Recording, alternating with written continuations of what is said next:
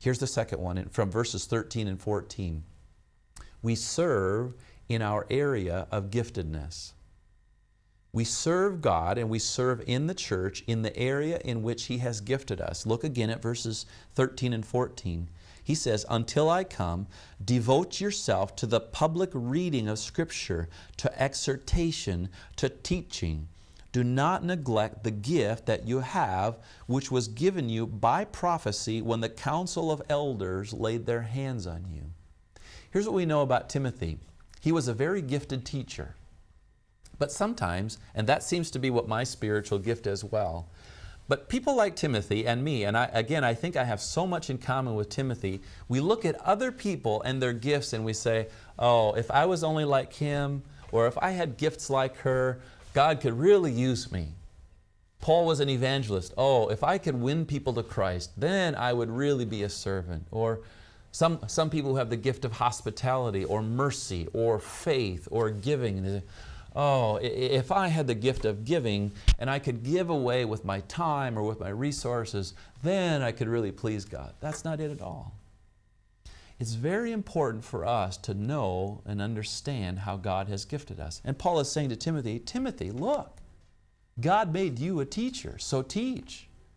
Read the Scriptures, give exhortation, and teach these people. Help them know what they're supposed to believe. There's a place in Scripture where Paul and Timothy had met 13 years earlier, approximately 13 years earlier, and Timothy was already using his gifts then. He's been a teacher for as long as he's been a follower of Christ, probably. I go back in my own life. As I look back, I say, you know, I have always had a heart and a passion to teach. And when I say teach, I mean I like to take complicated things and explain them in simple terms. The first time that I ever taught Sunday school in our church, I don't know if you have Sunday school here, our children's ministry on Sunday morning. I think I was 13 or 14 years old, and I taught a group of 3 or 4 boys that were in the 3rd and 4th grade.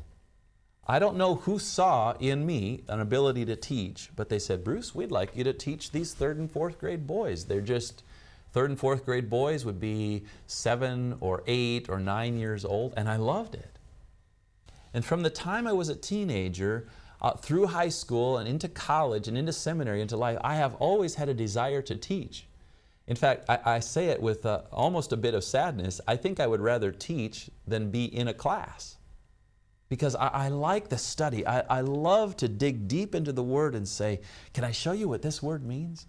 Can I show you how this is applied?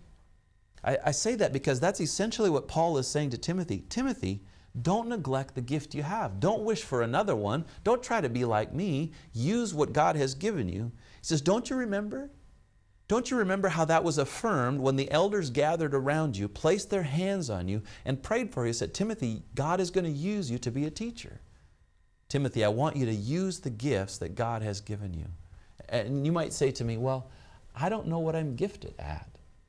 I don't know how God has gifted me. Maybe you're very young and you're just early in your Christian life. And you say, I don't know what that gift is. Maybe you've been a Christian for a long time and you say, I still don't know what my gift is. Let me give you some advice on that. If I could ask you in a question, this is what I would say. What do you enjoy doing for the Lord that doesn't even seem like work? It's just a joy or it's just a pleasure to you. That might be your gift. Depending on how you read the Scriptures, the list of gifts ranges anywhere from 18 to 25 different gifts. You can examine the Scriptures on that. In fact, I am aware that they're planning a whole course on spiritual gifts. You might, if you're curious about that, you might want to wait for that future course. But an easy question for you to look in your own heart is, what do I do, what do I enjoy serving the Lord that comes easily for me? For me, it's teaching. It's like breathing for me.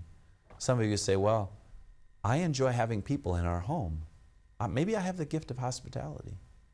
Some of you say, I love to tell people about Jesus Christ. It's like breathing for me. Great. Some of you say, you know, every time I have some money in my pocket and I see a need, I just give money to that, or I give my time to that. Your gift might be giving. Some of you say, every time I'm in a group of people and there's a need for a leader, it seems like I'm able to rise up and become the leader of the group. You might have the gift of leadership. Some of you say, every time I'm listening to someone teach, I hear things that the teacher says that are a little bit wrong. Maybe you have the gift of discernment or wisdom. I think that every one of you who are listening to this should have this sense of intrigue to say, I wonder how God has gifted me. So the first thing that you can do is to simply say, what do I do that is almost natural or easy for me?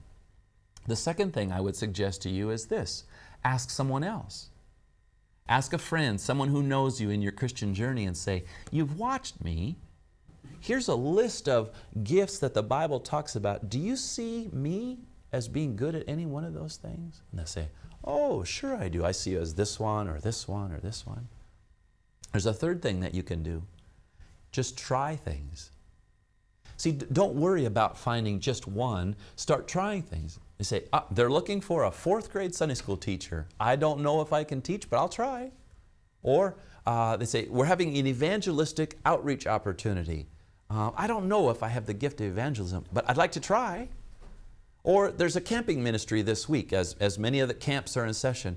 I don't know if I like working with youth, but I'll try.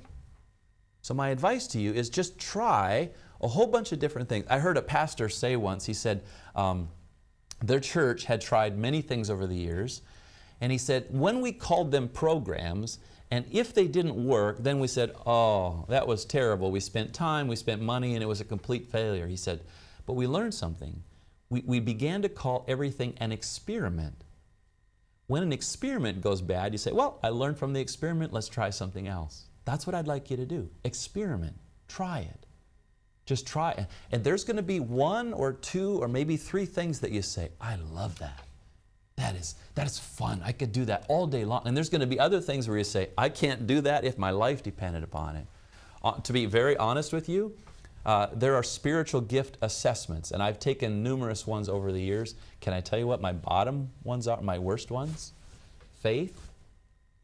I am not a man of great faith. I come from a tradition of German stock where you just work hard and you fix all of your own problems. And so it is very difficult for me to trust. Number 2, evangelism. Do I like to teach? Yes. But can I walk up in a conversation and say, hello, young lady, I'd like to tell you about Jesus Christ. I get too scared. I can't do it. I've had opportunities on some of my flights home where somebody's sitting beside me and there's something inside my heart that says, I should say something about Jesus Christ. I can't, I'm too scared. And then all of a sudden, God opens up a conversation.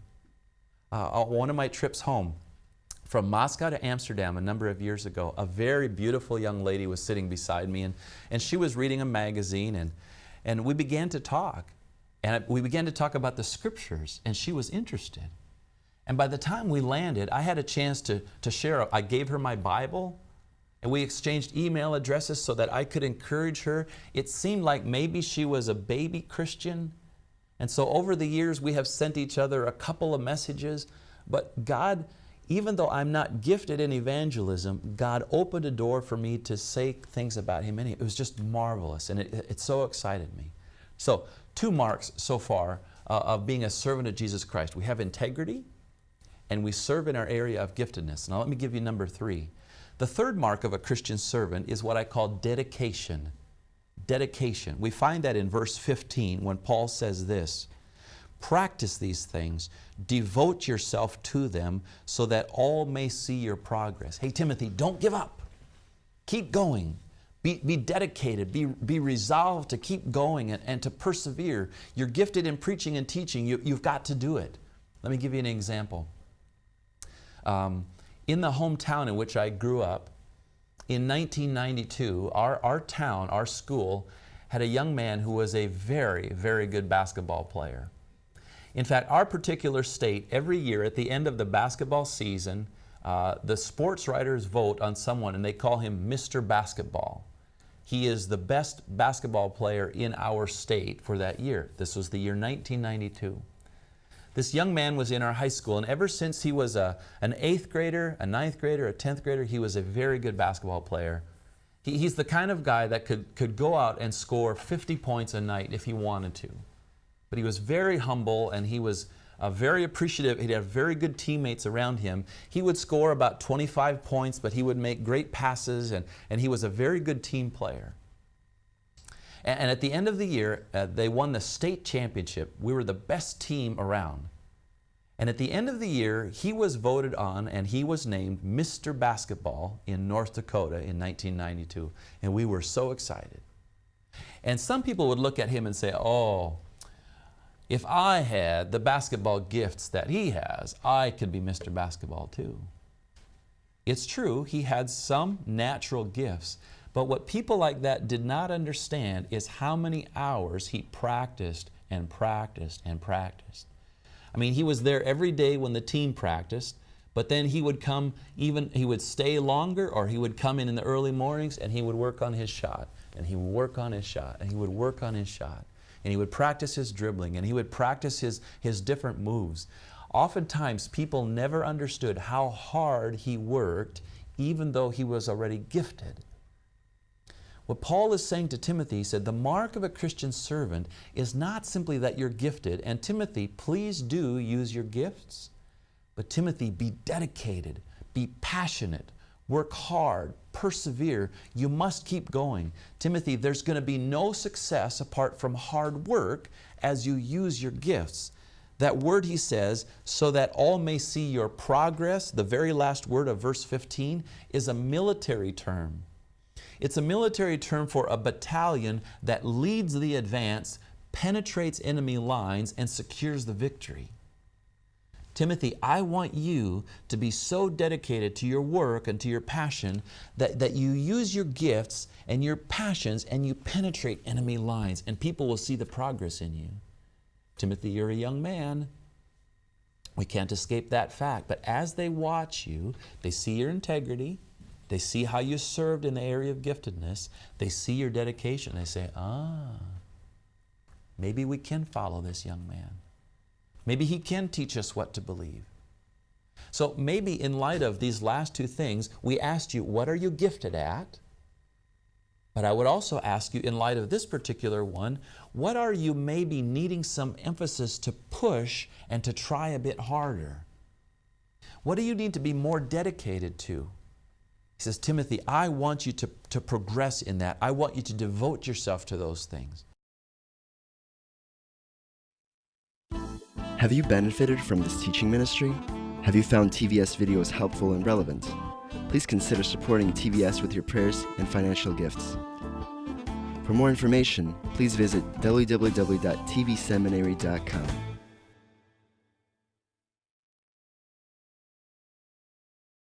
The fourth quality is in verse 16. So we've seen integrity. We've seen serving in your area of giftedness. We have seen dedication. There's one more in verse 16. I call it balance. Balance. This is one of the key verses in this entire letter. Verse 16 says, keep a close watch on yourself and on the teaching. Persist in this, for by so doing, you will save both yourselves and your hearers. What he's saying is, Timothy, there has to be a balance between your personal life and your teaching. You can't have one without the other. You need them both. And you need to keep them in balance. Watch your life, Timothy. How you spend your time. How you take care of your health. How you interact with people. What you do in your free time. What you do in your study time. What you do in your teaching time. Timothy, please. But in addition to watching your life, he says, I also want you to watch your doctrine. Timothy, don't get off the path yourself. Timothy, these false teachers are coming. If they come and they teach things and you begin to say, maybe that's right. Maybe Paul made a mistake. He says, Timothy, watch your doctrine very closely. He says, Timothy, and I would say it this way. One author said it this way. Right doctrine without godly living is of no value. Godly living without right doctrine is impossible. I'd like to repeat that. Right doctrine without godly living is of no value. Godly living without right doctrine is impossible. We need both. Our life and what we believe, or our doctrine, or our teaching, must be compatible with each other. They must work together. So Timothy, the marks of a godly servant, if we take these 10 commands and make them into 4, are, Timothy, please, I want you to have integrity. I want there to be a soundness or a wholeness. Timothy, I want you to serve in your area of giftedness. Try different things, but we already know, Timothy, that you're gifted as a teacher. Third, be dedicated, devote yourself. Serve in the area in which you're passionate, in which God has gifted you. Don't give up. And fourth, he says, Timothy, keep your life and your doctrine in balance. If you overemphasize one over the other, you're going to get out of balance, and then you're not going to be spiritually healthy. You may not be physically healthy, because, Timothy, you are a leader in these churches. You must prepare yourself. In light of those 4 things, is there one of them where you say, you know, that's an area of strength for me, or that's an area of weakness for me? Some of you are young leaders, and maybe you've never served in a church before, and you say, I'm not sure where I fit. These would be great marks for you to pursue, to find out what you're gifted in, to find out what you're passionate about, to find out how God has gifted you. Maybe you need to look at your life and say, my life is out of balance. I love God with all my heart, soul, mind, and strength, but my personal life is a mess. Or the other way, my personal life is great, my family is wonderful, my marriage is okay, but I'm really not sure what I believe anymore. That both of those things need to be held in health. So I would ask you those questions. In what areas is God challenging you to say, to be like Timothy and to be encouraged to go forward? These are the most specific commands about Timothy's personal life in this entire letter. And you can take them for yourself by way of application, just as I take them for me. So with that in mind, we've concluded chapter 4. We're going to take a short break, and when we come back, we're going to find some more instructions, but for different groups of people in the church. And we'll talk about that when we come back. So let's take a short break.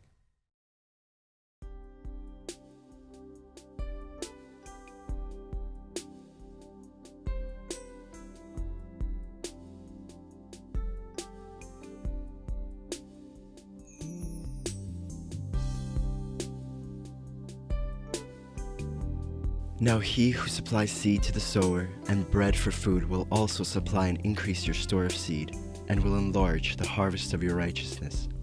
You will be enriched in every way, so that you can be generous on every occasion, and through us your generosity will result in thanksgiving to God. 2 Corinthians chapter 9, verses 10-11. How to give to TVS Ministry. You may give online at efca.org/givenow. In the description place, write Russia Distance Learning, account number 24109-0150. Or make checks out to EFCA. Write on the check memo line, Russian Distance Learning, account number 24109-0150. Mail to EFCA Donor Services, 901 East 78th Street, Minneapolis, Minnesota, 55420-1300. Or send your gift through PayPal for tvs.gift@